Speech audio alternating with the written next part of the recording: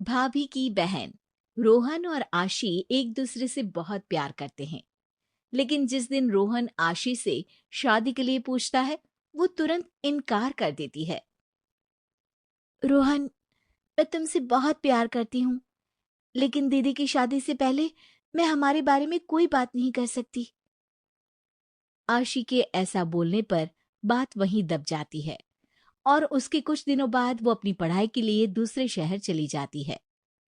इसी तरह कुछ महीने बीत जाते हैं, जिसमें उसकी बड़ी बहन शालिनी का रिश्ता पक्का होता है और आशी सीधा शादी वाले दिन ही घर पहुंचती है।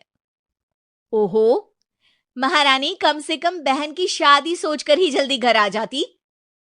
वैसे भी आपको मेरे होने या नहीं होने से कोई फर्क नहीं पड़ता। इस पर बहनों के बीच कैट फाइट शुरू होने ही वाली होती है कि तभी उनकी मम्मी वहां आ जाती है। तुम दोनों कभी शांत नहीं रह सकती। आज मुझे कोई ड्रामा नहीं चाहिए। अब धीरे धीरे शादी की सब रस्में शुरू होती हैं और जैसे ही वो मंडप पर पहुंचती है तो वहां रोहन और आशी एक दूसरे को देख हैरान रह जाते हैं, लेकिन कोई कुछ नहीं बोल पाता। जिसके बाद शालिनी की विदाई होते ही आशी घर पहुंचकर रोहन को फोन करती है। तुमने मुझे बताया क्यों नहीं कि जीजू तुम्हारे भाई हैं? अरे मुझे खुद नहीं पता था कि भाभी की बहन तुम हो। मेरा होने वाला ससुराल दीदी का बन गया। अब तो तुम हमारी शादी भूल ही जाओ। अरे ऐसा क्यों बोल रही हो? बल्कि अब तो सब कुछ आसान हो सकता है। वो तुम्हें कुछ दिनों में समझ आ जाएगा। ऐसा बोलकर आशी फोन रख देती है। दूसरी तरफ शालिनी के ससुराल का सफर शुरू होता है, जिसके कुछ ही दिनों में उसके घमंड के तीर सब घर वालों पर चलने लगते हैं। सोचा था अच्छी संस्कारी और तमीजदार लड़की है। क्या पता था कि इस मुसीबत की पुड़िया को बांध कर साथ ला रहे हैं। हे भगवान, इसे हमारे घर भेजकर कौन से जन्म की सजा दे रहे हो? मम्मी जी, आपको बैठे हुए खाना पानी सब तो मिलता है, तो ये सजा नहीं मजा है, मजा। हाँ हाँ बिल्कुल। सुबह का नाश्ता दोपहर में, दोपहर का खाना रात को, और रात का खाना आधी रात में सबको खिलाना। दिख रहा है मजे किसके हो रहे हैं। ओ प्लीज, मुझसे ज्यादा बिजी लाइफ किसी की नहीं हो सकती। सीरियल, पार्लर, शॉपिंग, इन सब के साथ आप लोगों के लिए खाना बनाना। अरे पता भी है आपको इन सब कामों के बीच में कितनी थक जाती हूं मैं। ये कहकर शालिनी वहां से चली जाती है और अपनी माँ और भाभी की ये बातें सुनकर रोहन को आशी की बात समझ आ जाती है। आशी सही बोल रही थी। ऐसे बिहेवियर के बाद माँ का भाभी की बहन के लिए हाँ बोलना मुश्किल ही नहीं, नामुमकिन है। अब क्या करूं?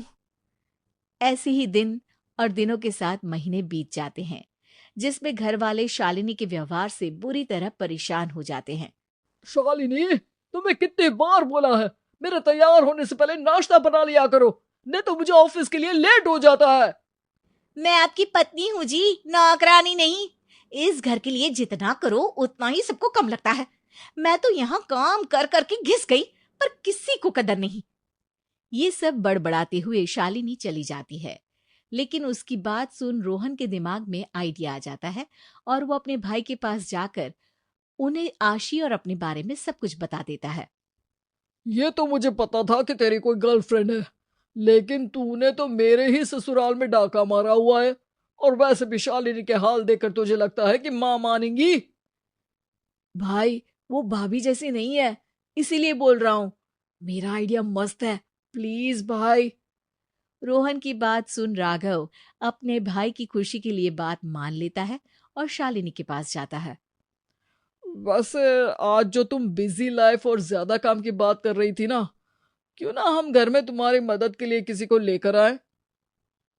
अब क्या अपनी माँ की पसंद वाली मेरे लिए सौतन लेकर आओगे? अरे नहीं पगले, कुछ दिन तुम्हारी बहन को यहाँ रहने के लिए बुला लेते हैं। वो काम करेगी और तुम आराम करना। इससे तुम्हें शादी वाली बात पर उसे बदला भी मिल जाएगा।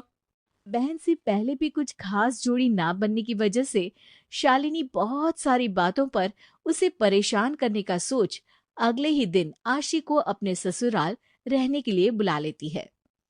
तुम यहाँ आ गई, बस अब किसी तरह मेरी माँ को पटाना शुरू कर दो। वो तो ठीक है, लेकिन अगर दीदी ने कोई गड़बड़ कर दी तो? तुम उसकी चिंता मत करो, मैं संभाल लूंगा। इसके बाद आशी पूरे समय सास की पसंद और नापसंद के हिसाब से काम करते हुए उनका दिल जीतने की कोशिश में लग जाती है। आंटी जी, आज खाने में क्या बनाना है? अरे मुझे क्या पता, एक क्या कम थी जो दूसरी भी सर पर आकर बैठ गई। इसी तरह कुछ दिन बीतते हैं, जिसमें आशी सबको खुश रखने में अपनी पूरी जान लगा देती है और देखते ही देखते अब रोहन की माँ भी उसे पसंद करने लगती है। जब तुम आई तो लगा कि एक और मुसीबत आ गई, पर मानना पड़ेगा, दोनों बहनों में जमीन आसमान का फर्क है। तुम बहुत नेक दिल, सबका ख्याल रखने वाली हो। जिस भी घर जाओगी ना, उसे खुशियों से भर दोगी। माँ की ये बात सुनकर राघव मौके पर चौका मारते हुए रोहन और आशी की शादी की बात छेड़ देता है, जिसे सुन कुछ देर तो सब सकते में आ जाते हैं, लेकिन कुछ देर बाद आइडिया बुरा नहीं है, कम से कम एक तो अच्छी बहू मिलेगी। और इसी रजामंदी के साथ रोहन और आशी चट मंगनी पट शादी कर लेते हैं।